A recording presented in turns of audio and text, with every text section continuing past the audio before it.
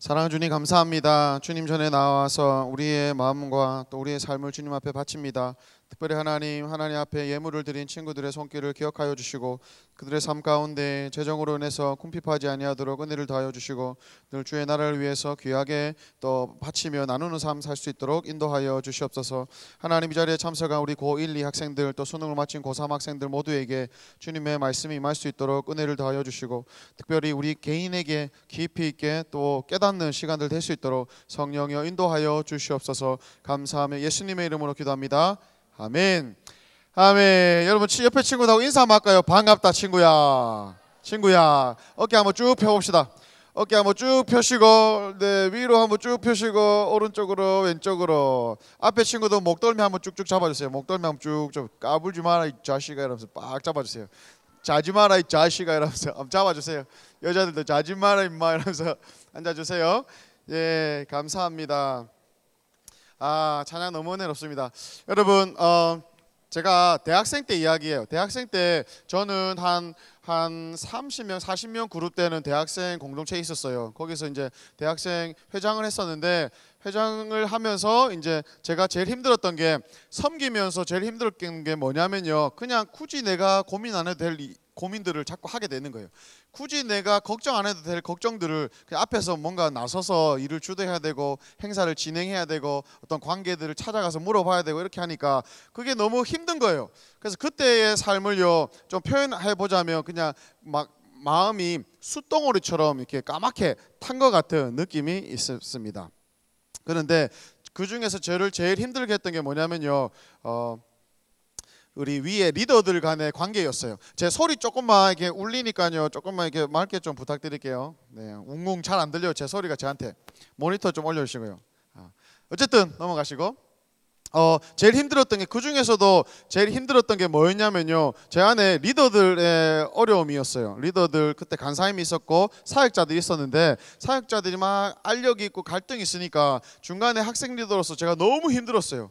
그래가지고 힘들다가 이거 어떻게 할 줄을 몰라가지고 이제 제가 기도를 해야 되겠다 결심을 하고, 그때 제가 회장을 하면서 공익요원 생활을 하고 있었어요. 지난번에 문찬환 목사님 군대 얘기하셨는데 저는 그 노동청에서 공익요원으로 같이 있었거든요. 공익요원의 좋은 점은요, 여러분, 관계자 외 출입 금지를 다 갈 수 있습니다. 우리는 어디든지 다 관계자이기 때문에 어디든지 출입 금지된 데를 다 들어갈 수 있었어요.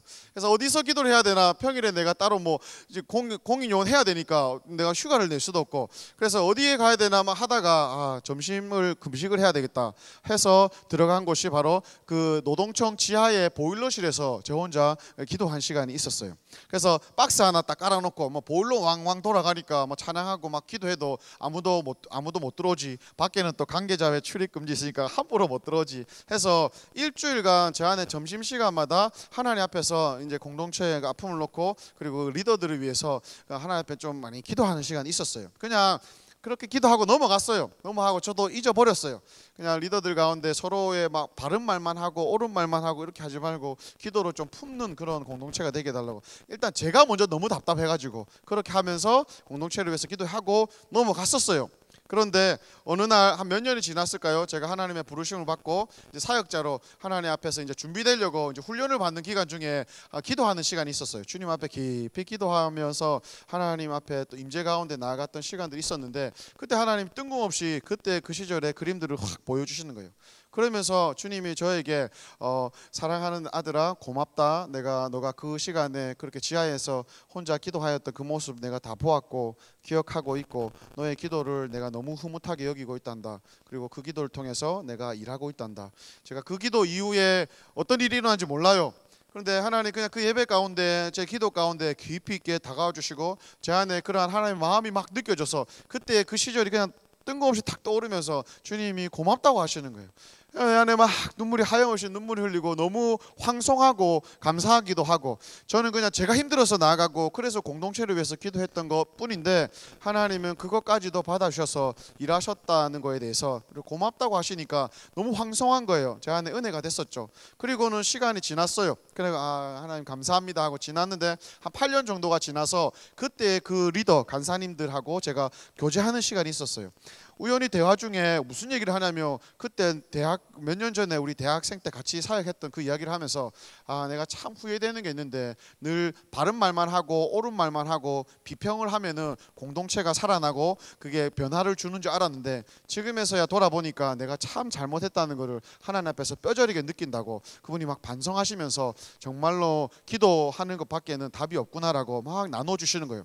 저는 알았죠. 하나님이 일하셨구나. 하나님이 이렇게 역사하고 계셨구나라고 제 안에는 참 은혜가 됐었어요. 그러한 일들을 겪으면서 마치 제가 세상의 역사의 중심 가운데 하나님이 일하시는 그 역사의 한가운데 있는 것 같은 격려와 제 안에 은혜가 있었습니다. 오늘 제가 여러분하고 나누고 싶은 말씀은요, 여러분 삶에 있어서 어쩌면 가장 중요하게 여겨야 될 태도들, 기억해야 될 중요한 설교를 여러분한테 할 거예요. 그래서 잘 들어주세요. 잘 기억하시고 평생에 남는 말씀으로 여러분 가져갔으면 좋겠습니다. 창세기서 11장 1절부터 5절 말씀입니다. 함께 보겠습니다. 창세기 12장 1절부터 5절. 하나님이 세상을 움직이시고 일하시는 방법이 무엇인지에 대해서 함께 여러분하고 중요한 설교를 나누도록 하겠습니다. 12장 1절부터 5절입니다. 제가 먼저 읽을게요. 여러분 잘 아는 내용이에요. 여호와께서 아브라함에게 이르시되 너는 너의 고향과 친척과 아버지의 집을 떠나 내가 너에게 보여줄 땅으로 가라.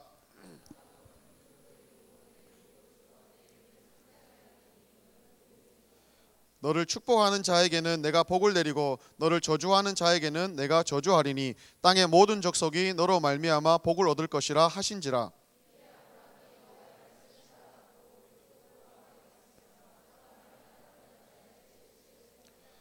아브라함이 그의 아내 사레와 조카 롯과 하란에서 모은 모든 소유와 얻은 사람들을 이끌고 가나안 땅으로 가려고 떠나서 마침내 가나안 땅에 들어갔더라. 아멘. 5절까지의 내용들. 자, 아브라함 이야기는 우리가 너무 많이 들었죠.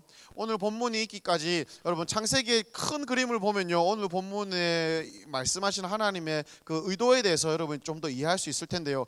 창세기 12장에 들어가기 전에 1장부터 11장까지의 내용들은요, 크게 네 가지 사건으로 구성되고 있습니다. 첫 번째는요, 창조의 사건이 있어요. 전 지구적으로 하나님이 창조하시는 큰 일들을 지금 일으키고 있죠. 그 다음에 인류가 타락하는 이야기가 이어지고 그 다음에 홍수 이야기가 나옵니다. 그 다음에 나오는 이야기가 바벨탑 사건이 나옵니다. 이 네 가지 이야기가 바로 오늘 본문이 위치하기 전까지의 이 큰 굵직한 사건입니다. 그런데요, 이 네 가지 사건의 스케일을 보면요, 아주 전 지구적으로 아주 굉장히 커요. 막 하나님 수준에 맞게, 시인의 수준에 맞게 막 지구에 어떤 일을 행하시고 지구에 홍수가 일어나고 바벨탑이 쌓는 것을 보시고 막 온 인류로 흩으시고 이런 하나님의 일들을 봐요.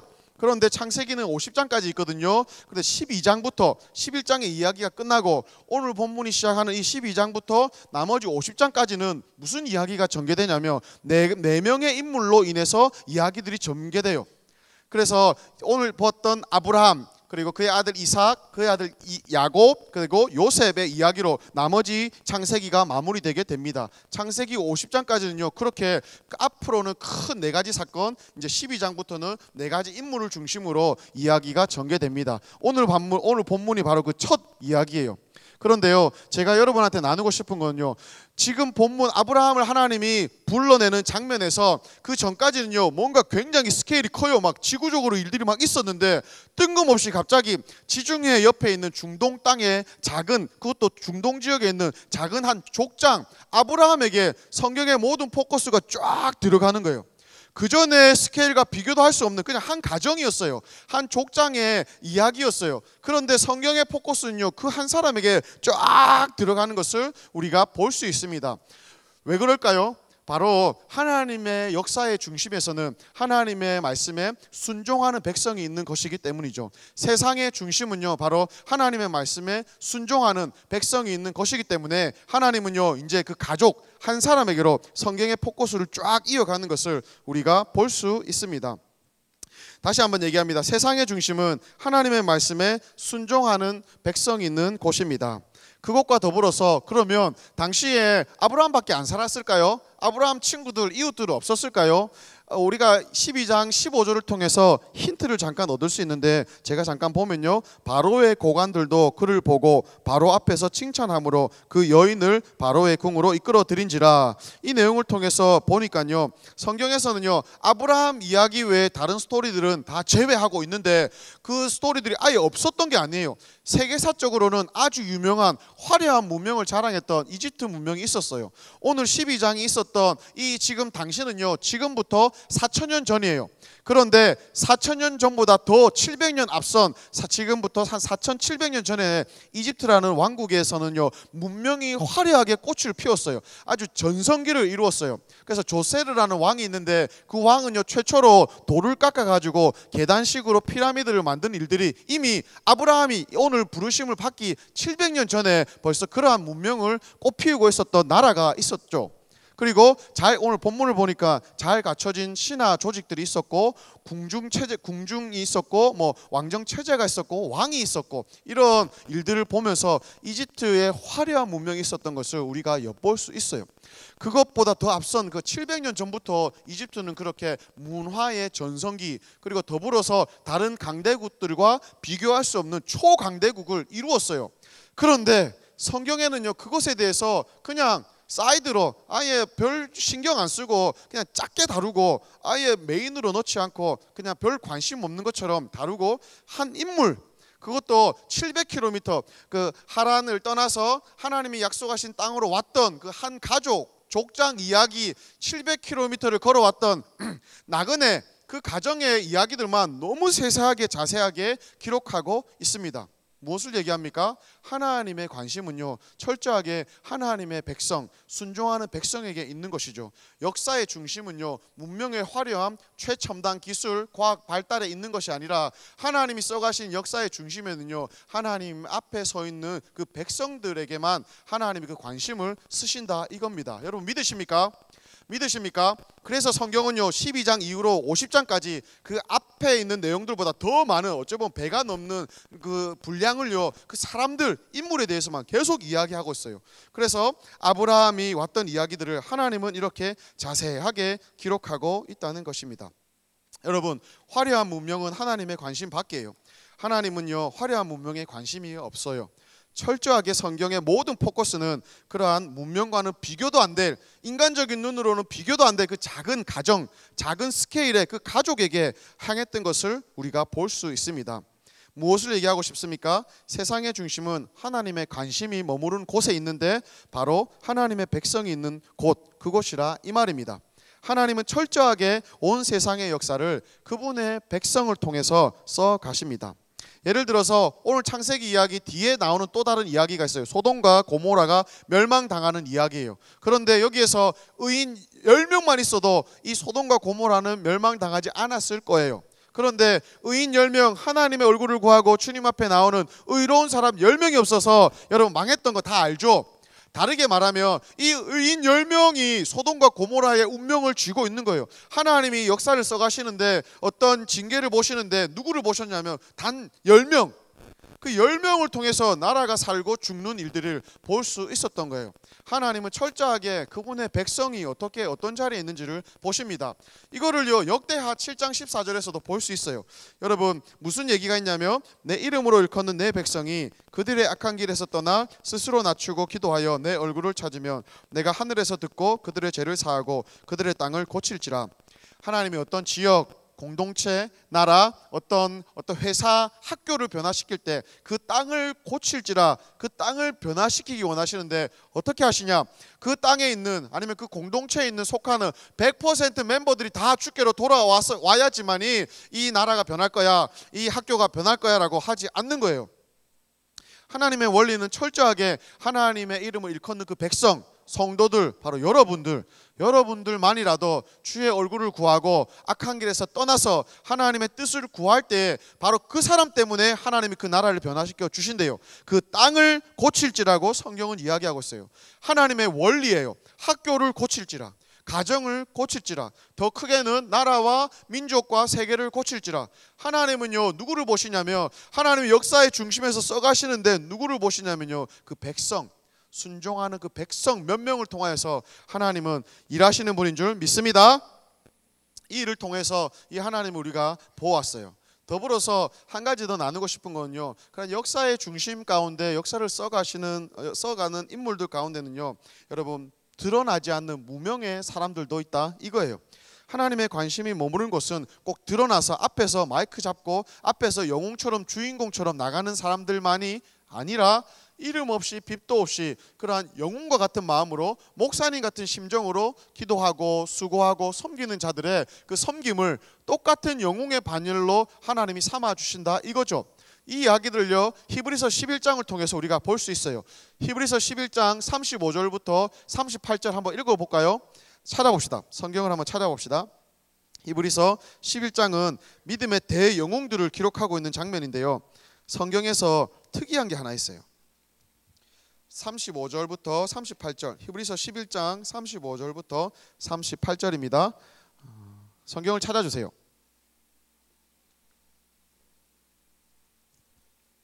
그리고 함께 읽겠습니다. 없는 친구들은 자막을 봐주시면 되겠습니다. 35절 여러분들이 먼저 읽고 제가 그 뒤에 읽겠습니다. 시작.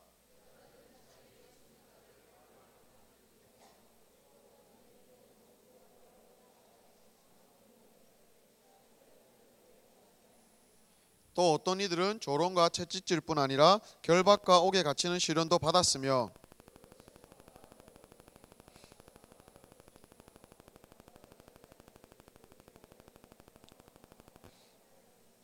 이런 사람은 세상이 감당하지 못하느니라. 아멘. 이까지만 읽을게요.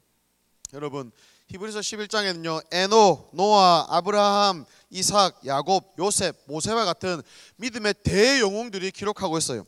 사실은 눈에 드러나는 이런 영웅들 앞에 우리는 위축돼요. 도대체 저렇게 살 수 있을까?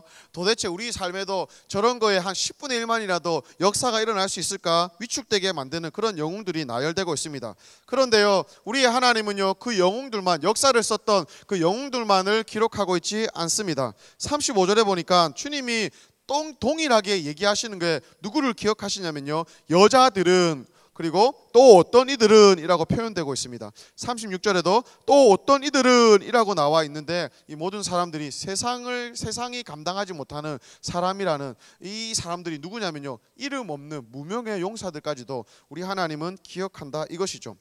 하나님이 앞에서 주도적으로 나서서 드러나는 사람만을 통해서만 일하는 게 아니라 이름 없이 빚도 없이 또 어떤 이들은, 또 어떤 여자들은 이들을 통해서도 하나님은 세계의 역사들, 민족의 역사를 써가시는 좋은 하나님이라고요. 사람은 알아주지 않을 수 있어요. 우리는 몰라줄 수 있어요. 그런데 하나님은 그 사람의 섬김, 그 사람의 충성됨, 그 사람의 헌신을 기억하셔서 믿음의 영웅처럼 기억하여 주시고 반열에 올려주시고 역사 가운데 써주시는 좋으신 하나님이신 줄 믿습니다. 여러분, 고등부를 사랑하는 사람이 우리 문찬호 목사님, 유승모 목사님, 또 제가 이렇게 있어요. 사역자들만큼 고등부를 위해서 시간을 들이고 에너지를 쏟고 기도하고 열정을 바치는 사람이 없을 거예요. 겉으로 보기에는 그럴 거예요. 그래서 이 세 명이 정말 중요하죠. 그런데 그것만이 다가 아니라고요.